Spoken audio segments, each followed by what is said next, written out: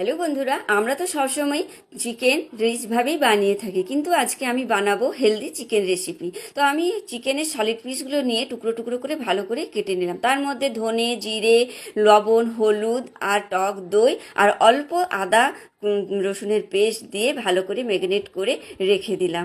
তারপরে আমি এদিকে গাজর, বিনস, বিট আর ঝিরি ঝিরি করে পেঁয়াজ কুচি করে রেডি করে রেখে দেব। তারপরে আমি কড়াইয়ের মধ্যে অল্প সামান্য তেল দিয়ে আর ম্যারিনেট করা চিকেনটাকে ভেজে তুলে রাখবো। তার মধ্যে ওই তেলের মধ্যেই আমি পেঁয়াজ কুচিগুলো দিয়ে হালকা ভেজে তার মধ্যে আমি সমস্ত ভেজিটেবলগুলো দিয়ে অল্প লবণ দিয়ে ভাপানোর জন্য ঢাকা দিয়ে দেবো। আর এদিকে বাটিতে আমি টমেটো সস আর সয়া সস একসাথে মিশিয়ে রেখে দিচ্ছি। এদিকে ভাপানো যাওয়া ভেজিটেবলের মধ্যে ফ্রাই করা চিকেনটা মিশিয়ে তার মধ্যে দিয়ে দিলাম সসগুলো। তৈরি হয়ে গেল হেলদি চিকেন রেসিপি। তৈরি করে